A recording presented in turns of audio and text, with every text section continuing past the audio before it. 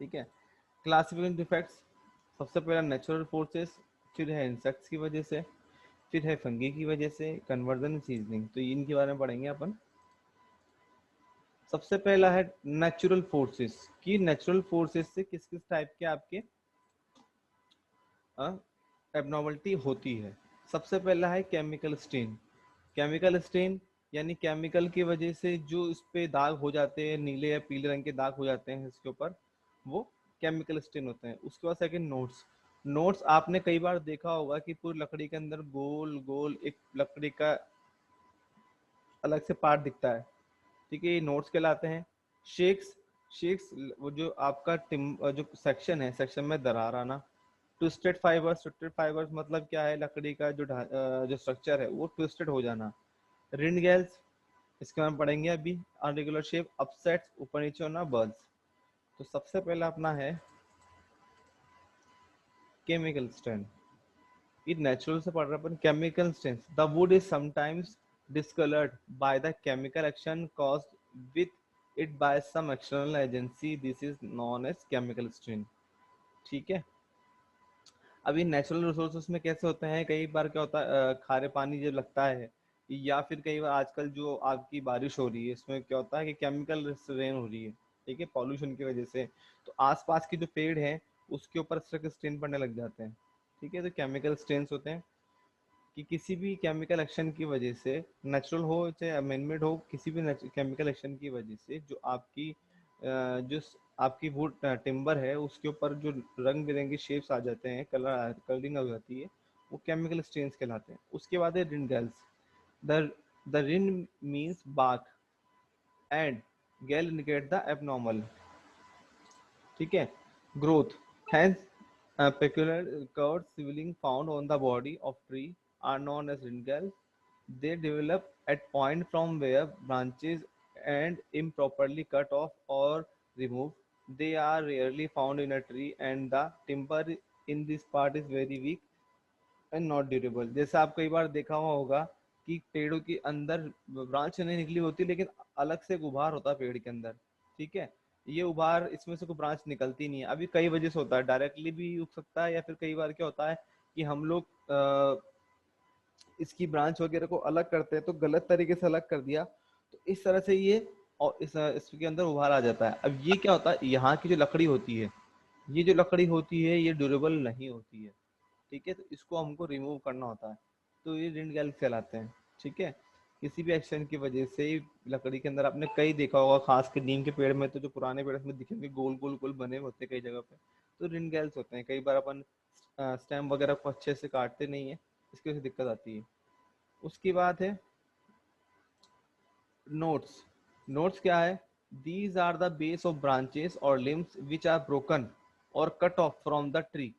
The portion from which the branch is removed receives nourishment from the stem for the pretty long time, and it ultimately results in formation of dark hard ring which are known as knot। ठीक है, ये देखो, यहाँ से ये समझा रहा है कि ये पेड़ का लॉग है, जो पेड़ का तन ऊपर से नीचे जड़ काट दिया आपने, और ऊपर से पेड़ की पूरी जो टहनियाँ वगैरह काट दी, जो बीच का तना बचता है उसे लॉग बोलते हैं, एलओजी लॉग। ठीक है, तो लॉग के अंदर देख रहा हूँ आपकी ये जो उभार निकला हुआ है, इसमें क्या हुआ कि यहाँ से हमने इसको कट कर लिया। अब कट करने से क्या यहाँ से जब निकलता है तो इस शेप में निकलता है, देखो। अब जब पूरा पेड़ काटेंगे तो इसमें नोट दिखाई देता है, ये नोट क्या होता है आपको दिखेगा, अलग से गोल गोल इसके अंदर मिलेगा। ठीक है, तो ये निकलता है। लेकिन जब पूरी लकड़ी की बात की जाती है तो इसमें अगर नोट होता है तो लकड़ी खराब लगती है फिर, तो नोट होना नहीं चाहिए। ये नोट आपने जनरली देखा होगा कि पूरी हार्ड वुड है, ये नोट का होता है नरम नरम सा होता है। ठीक है, नरम नरम सा होता है, तो उसको आप आराम से हाथ से भी निकाल सकते हैं। जनरली क्या होता है कि जब जो एरिया है जहाँ से काटी गई है ब्रांच, उसको जब पेड़ ठीक कर रहा होता है तो ये इनिशियल स्टेज होती है पूरी वुड बनने के।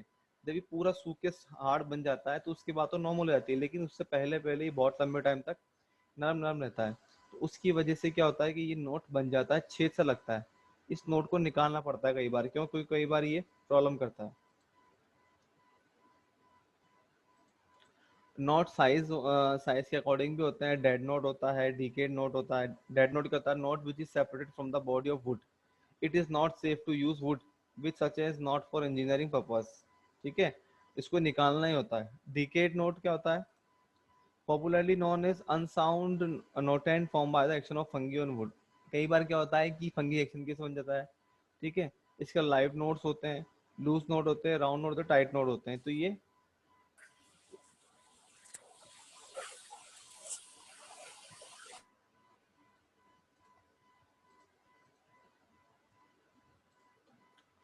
उसके बाद है आपका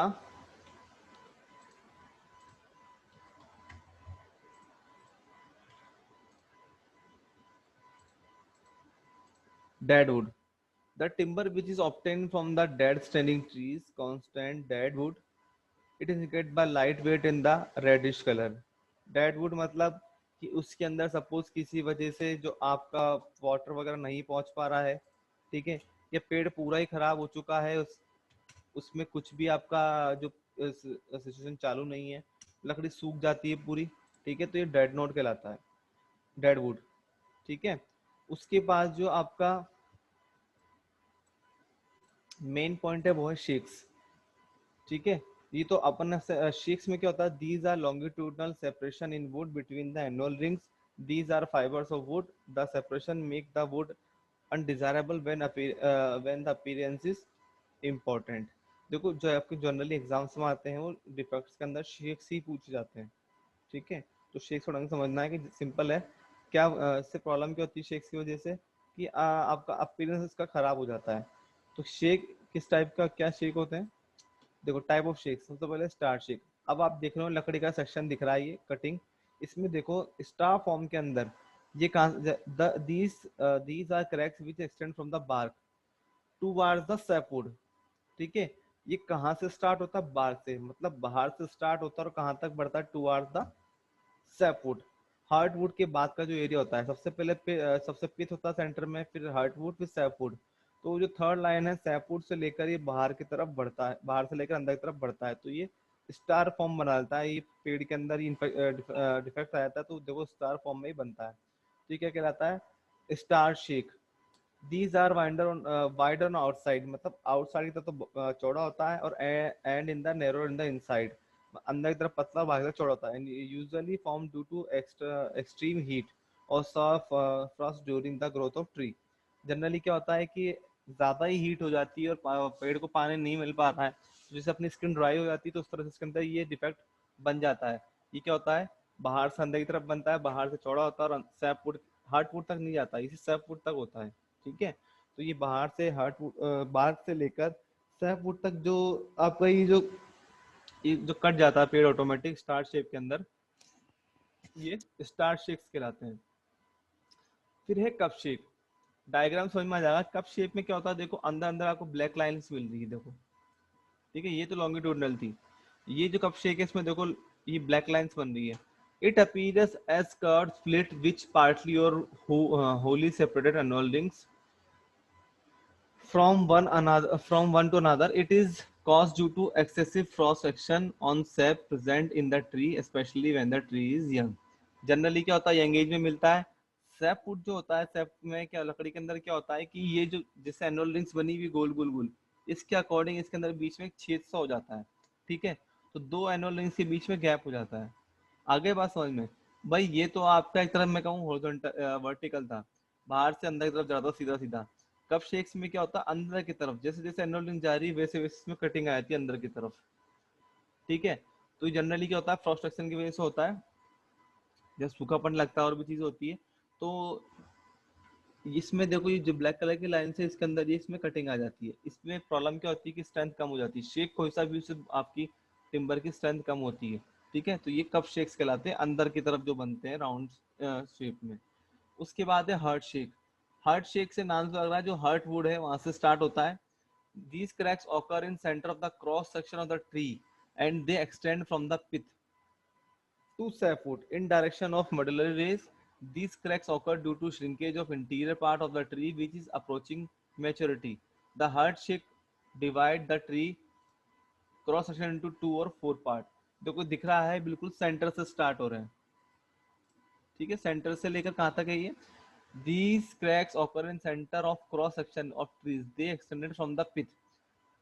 पिच से चालू होते हैं, मतलब बिल्कुल सेंटर पार्ट से 6 फुट तक जाते हैं। तो मतलब ये हार्ट शेक क्या है कि बिल्कुल हार्ट से या पिच से स्टार्ट होते हैं और आपके ये 6 फुट तक जाते हैं। तो ये जो आपका है हार्ट शेक कहलाता है, जो मिनी आपको जो आपकी लॉक को जो आपके टिम्बर को 2 और 4 पार्ट में डिवाइड कर देता है। ठीक है, तो ये हार्ट शेक कहलाते हैं, जो सेंटर पार्ट से लेकर बाहर की तरफ बढ़ते हैं। ठीक, ये बिल्कुल बाहर की तरफ नहीं जा रहे हैं, कैम्बियम लेयर को पार नहीं कर रहे हैं, ये हार्ट फुट 6 फुट के अंदर ही है। ठीक है, ये आपको ध्यान रखना है कि बाहर तो सिर्फ आउटर एज पे कौन सा था अपना स्टार्ट शेक, जो बिल्कुल आउटर एज से स्टार्ट होकर अंदर आ रहा था 6 फुट तक। लेकिन जो कप शेक्स और हार्ट शेक्स हैं, ये आपका इनर पार्ट में ही शो करने हैं। इसमें आपको जो आउटर लॉग है उसको पार्ट में शो नहीं करना, अंदर अंदर लाइन शो करनी है। मेडुलर रेज, ठीक, एंडोलिंग्स तो मैंने बताया जो गोल गोल गोल गोल होती है वो मेडुलर रेज एंडोलिंग्स होती है। और जो वर्टिकल लाइंस होती है इसके अंदर वो आपकी मेडुलर रेज होती है। तो मेडुलर रेज के अंदर जो क्रैकिंग आ जाती है वो हार्ट शेक्स कहलाते हैं। रिंग शेक्स, रिंग शेक्स आपको दिख रहा है, रिंग के अंदर जो कटिंग आ जाती है, when cup shakes cover the entire they are known as ring shake. मतलब कप शेक देखा था ये तो देखो छोटे छोटे पार्ट के अंदर है, यहाँ से शुरू होकर यहाँ खत्म है, यहाँ शुरू यहाँ खत्म, यहाँ से खत्म। लेकिन जब ये जो क्रैक पूरा कंप्लीट गोल हो गया तो क्या हो गया, ये 2 पार्ट में आपकी आपकी डिवाइड हो गई। बिल्कुल देखो अलग, अंदर का पार्ट बिल्कुल डिफेक्ट बहुत ज्यादा बढ़ गया और ये अंदर का पार्ट बिल्कुल अलग हो गया। तो ये रिंग शेक कहलाता है, पूरी रिंग कंप्लीट हो गई। तो कप शेक बढ़ के जब पूरी रिंग का ले लेता है साइज, ठीक है, तो उसमें क्या होता है कि आपका पूरी लॉक खराब हो जाती है। तो ये कहलाता है आपका रिंग शेक्स। तो शेक्स बहुत सारे होते हैं लेकिन जो मेन मेन यही है। सबसे पहला है स्टार्ट शेक। स्टार्ट से देखा आपने, 6 फुट तक, 6 फुट से स्टार्ट होके आउटर भाग तक जाता है, पूरा आउटर सरफेस से दिख जाता है आपको, कटिंग करने की जरूरत नहीं है। कप शेक्स जो इनर जो एनुअल रिंग्स होती है उसके अंदर होता है।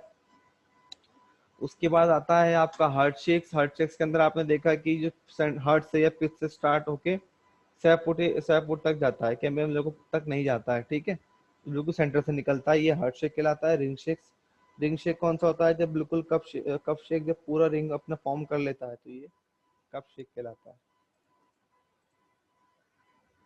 ट्विस्टेड फाइबर्स, twisted fibers का था, these known as the wandering heart and caused by the twisting of young trees by fast blowing wind. The timber with twisted fiber is unstable for sowing. इसमें क्या है कि जहाँ बहुत ज्यादा हवा वगैरह चलती है और जब बिल्कुल ग्रोथ एज में होता है, तो ये आपको डायग्राम में दिख रहा होगा। ठीक है, इस तरह से ट्विस्टिंग आ जाती है अपर लेयर के अंदर। ठीक है, तो ये डिफेक्ट है, पेड़ की जो लकड़ी है सीधी ना होके वो बिल्कुल ट्विस्टिंग हो जाती है इस तरह से। तो ये आपका ट्विस्टेड फाइबर कहलाता है। ठीक है, तो इसको क्या होता है, कटिंग वगैरह करने में बहुत दिक्कत आती है। ठीक है, upsets, these indicate wood fibers which are injured by the crushing or compression. The upsets are mainly due to improper felling of trees and exposure of tree in the young age of the fast bowling mind. Upsets मतलब क्या होता है कि जब आप इसमें जो इसकी रेज वगैरह है बिल्कुल सीधी ना होके, इसमें आपको 3D में थोड़ा समझ में आएगा कि सपोज जनरली जो आपका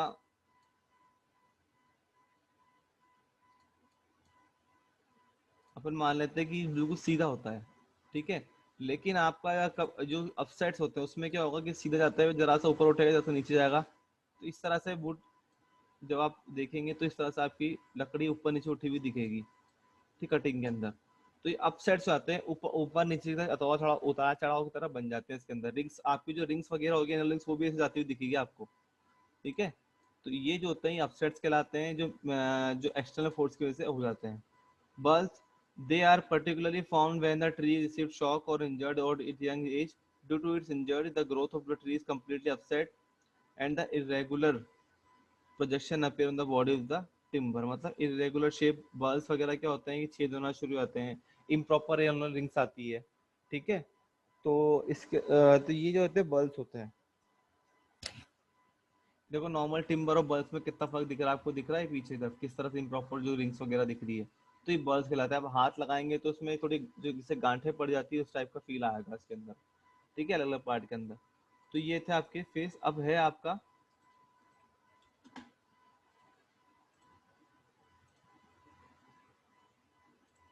अब है ड्यू टू फंगी। फंगी की वजह से कौन कौन से होते हैं, ब्लू स्टेन, ठीक है। ब्लू स्टेन के बाद है आपका ब्राउन रॉट, ये दिख रहा है बिल्कुल सूखा बना के लाइन पड़ गई। ड्राई रॉट, रेशा की तरह निकलने लगता है। हार्ट रोट, हार्ट के अंदर देखो छेद हो गया। वेट रोट, गीली होके फंगस हो गई। वाइट रोट, सूखा पड़ जाता है एकदम। तो फंगी की वजह से क्या क्या होता है ये देखेंगे हम।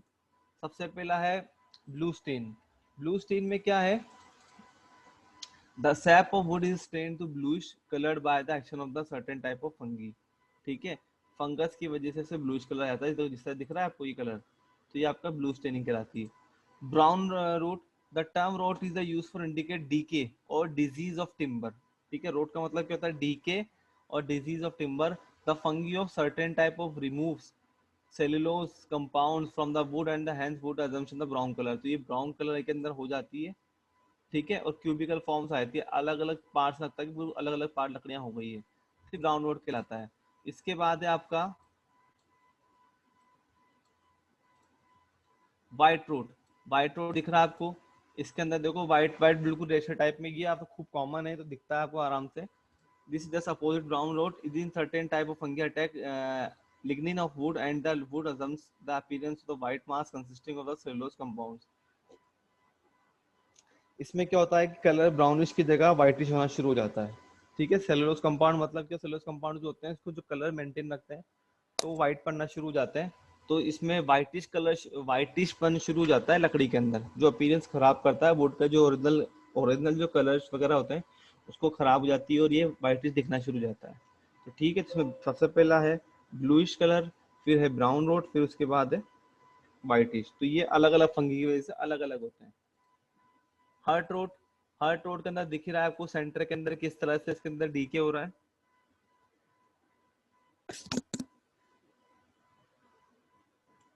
ठीक है, this is found when the branch has come out of the tree. ठीक है, in such case the heart wood is exposed to attack of atmospheric agent, ultimately the tree become weak and give hollow sound when the struck with the hammer. अब वो आपने जब trunk वगैरह इसकी हटाई, हटाने से क्या हुआ कि जो ट्रंक होती है सेंटर में होती है, उसको आपने जड़ से निकाल दिया ट्रंक को, तो भाई दोबारा हो गई नहीं। अब उस केस में क्या हो गया कि प्रोटेक्शन खत्म हो गई। जो आपको पेड़ होता है उसके सबसे पहले प्रोटेक्शन लेयर क्या होती है, छाल। वो छाल भी निकल गई, अंदर हार्डवुड सैपवुड भी निकल गया, डायरेक्ट जो सेंटर पार्ट है वो टच में आ गया एटमोस्फेयर के। अब क्या हुआ, एटमोस्फेयर से जो बैक्टीरिया वगैरह है वो सीधा आपके सेंटर पार्ट में चले गया और उसने उसको वीक कर देते हैं। तो ये हर्ट रोड कहलाते हैं। Wet rot, some second of wet rot, some kind of the fungi cause the chemical decomposition of wood timber and is doing the covered timber into the grayish brown color में कर देते हैं, powdery form में, it is known as wet rot। some important point that we might about the wet rot, पानी की वजह से, पानी की बैक्टीरिया की वजह से जिसके अंदर जो ग्रे और ब्राउन कलर के रोट आ जाते हैं वो क्या कहलाते हैं आपके, wet rot. Dry root, some type of fungi feed on wood and during feeding they attack on the wood and convert into the dry powder form. It is known as dry root। ठीक है, ये दिख रहा है आपको किस तरह से इसके अंदर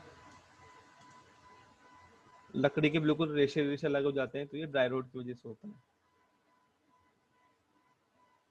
dry rot occur at the place where there is no free circulation of air। कहाँ पर होता है ये, एयर का सर्कुलेशन नहीं होता है। such as improperly ventilated basement, room, etc and damp situation like kitchen and toilet। ठीक है, the unseasoned sapwood are easily attacked by the dry rot. The favourable condition for growth of fungus causing dry rot are the absence of sunlight. Sunlight ना होने की वजह से problem होती है। उसके बाद है आपका टाइप्स ऑफ इंसेक्ट्स। ठीक है, बीटल्स होते हैं जनरली, टर्माइट्स होते हैं और मरीन बोरर्स होते हैं। इसके अंदर तीन टाइप के होते हैं। अब जल्दी देखेंगे इसको। मरीन बोर्ड्स वगैरह इसमें लंबे लंबे वॉर्म्स हो जाते हैं जिसके अंदर आपको गोल गोल छेद दिखाई देते हैं। ठीक है, तो ये बोर्ड्स हो जाते हैं इसके अंदर, ये लंबे लंबे इसमें छेद कर देते हैं।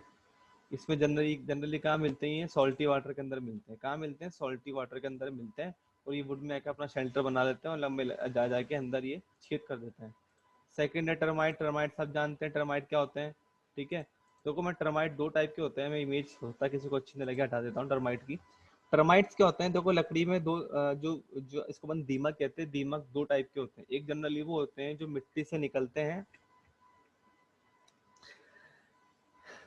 मिट्टी से निकलते हैं, पैदा मिट्टी में होते हैं, लेकिन वो जिस लकड़ी में चले जाते हैं उस लकड़ी में अपनी कॉलोनी बना के, घर बना के वही रहते हैं और उसको खाते रहते हैं। दूसरी बात, दूसरे टाइप के जो टर्माइट होते हैं वो भी वाइट फिश होते हैं। उसका काम क्या होता है, वो रात को मिट्टी में से निकलते हैं, जो भी वहाँ रह रहे हैं दीवार के अंदर, मिट्टी के अंदर, ठीक है, वहां से निकलते हैं और फिर जो अपना टारगेट होता है वहां जाकर लकड़ी को खाते हैं और वापस अपनी जगह जाके रहने लग जाते हैं। ठीक है, तो ये तो फिर भी समझ में आ जाता है कि वो रात को जो एक टाइम पे निकल के खा के चले जाते हैं। लेकिन जो जो टर्माइट्स आपके लकड़ी के अंदर रहते हैं वो बिल्कुल फास्ट उसको खाते हैं। दूसरी बात, जो टर्माइट्स होते हैं उनको डे लाइट में कम दिखाई देता है, तो वो जनरली अंधेरे के अंदर ज्यादा से ज्यादा खाते हैं। जितना ज्यादा अंधेरा होगा, अगर दिन भर अंधेरा है तो वो दिन भर खाते रहेंगे, ये ध्यान रखें।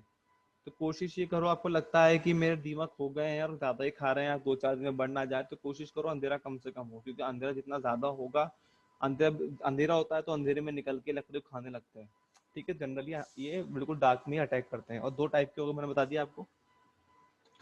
तो ये थे बीटल्स होते हैं। बीटल्स जनरली क्या होते हैं, आगे बीटल्स जो होते हैं आपके इस तरह के बीटल होते हैं।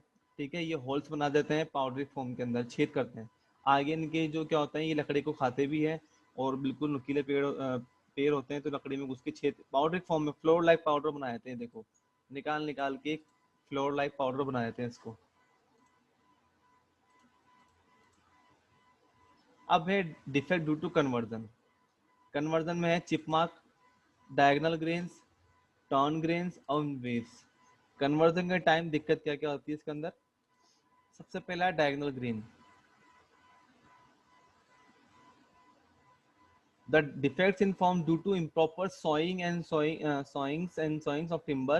It is indicated by diagonal mark on the straight grainer surface of timber. मतलब क्या होता है कि आपने प्रॉपर तरीके से नहीं काटा और उसकी जो अब सीधा नहीं काटा आपने, उसको तिरछा काट दिया। अब क्या होगा, लकड़ी जब टिम्बर निकलेगी तो उसमें डायगोनल ग्रेन्स दिखाई देंगे सीधे के बजाय। हॉरिजॉन्टल या वर्टिकल के बजाय क्या दिखेंगे आपको? डायगोनल ग्रेन्स दिखने लगते हैं। तो ये भी एक इसका इसमें क्या होता है कि इसकी स्ट्रेंथ वगैरह कम, जब लोड आएगा तो स्ट्रेंथ कम होगी। ठीक है। Torn grains defect cause by when the small depression is formed on the finish surface of timber filing by falling timber और सो। लकड़ी गिरने की वजह से जो छेद वगैरह उभर जाते हैं, जो इसके एनुअल रिंग्स वगैरह के अंदर दबाव सा पड़ने लग जाता है, तो ये टर्न ग्रेन्स कहलाते हैं। ठीक है, लकड़ी फेंक फेंक के रखना करने की वजह से ये ग्रेन बन जाते हैं, तो अलग ही दिखाई देते हैं। फिर क्या होता है, टर्न ग्रेन क्या होते हैं कि छेद हो गया, अब वुड की फिनिश करनी है तो उसमें लकड़ी का बुरादा भरा जाता है। अब बुरादा भर दिया आपने, तो आप जब खरीदोगे तो ऊपर से तो आपको फिनिश लगेगा कि बिल्कुल सही था, लेकिन जैसे जैसे 1-2 साल होंगे तो ये बुरादा पूरा बाहर निकल जाता है और आपकी लकड़ी में ये टॉन ग्रेन दिखने लग जाते हैं। ठीक है, तो defect due to chip mark. This defect is indicated by mark or sign placed on the finished surface or timber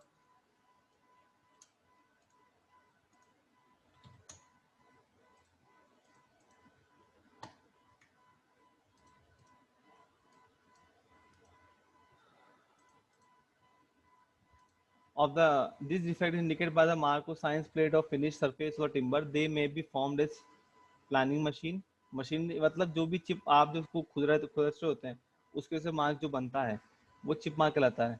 when this defect is denoted by the presence of original rounded surface on manufacture part of timber. मतलब इसमें जो round round surface दिखता है, ठीक है, इसके ऊपर गोल गोल manufacturing process की वजह से, तो ये वेन कहलाते हैं। तो मतलब जो भी कन्वर्जन के टाइम आप जो काट रहे हो या काटने के टाइम पे जो खराबी आ जाती है, ठीक है, डायगोनल शेप्स निकाल दिया आपने, उसको आप कन्वर्जन करते टाइम जोर से उठा के पटा करो तो उसमें दबाव सा बन गया, ठीक है, दबाव फिर दोबारा सही नहीं होता है। ठीक है, या फिर कटिंग गलत कर दी, इस तरह के होते हैं। अब है ड्यू टू सीजनिंग। सीजनिंग अपन पढ़ेंगे वैसे इसके बाद। सीजनिंग मैंने बताया कि सीजनिंग जब उसको पकाते हैं लकड़ी को, मतलब धूप में रख दिया आपने, ठीक है, तो धूप में रखने से क्या हो गया इसका, जो धूप में रखा तो धूप में अगर इसमें जो वाटर कंटेंट होता है, वाटर जो भी मतलब जो अवेलेबल होता है पेड़ वाटर ट्री के अंदर, ठीक है, वो जो केमिकल होता है वो सूख के उड़ जाता है। तो उस जब इसको सुखाते हैं तो उसके जो सीजनिंग होती है कई टाइप की होती है। एक तो नेचुरल सीजनिंग होती है, वो लकड़ी है अभी भी काटी गीली है, धूप में रख दिया तो उसके जो जो भी कंपोजिशन है केमिकल वो सब उड़ जाती है। एक होता है थोड़ा भट्टी के अंदर तपाना या गर्म करना, कई टाइप्स के होते हैं, तो उससे शेक्स डेवलप आते हैं, जिससे कई बार टेस्ट हो जाता है। घूम जाता है। कप शेक्स आई थी, नीचे से ग्राउंड हो जाता है, बो ऊपर की तरफ बढ़ जाता है।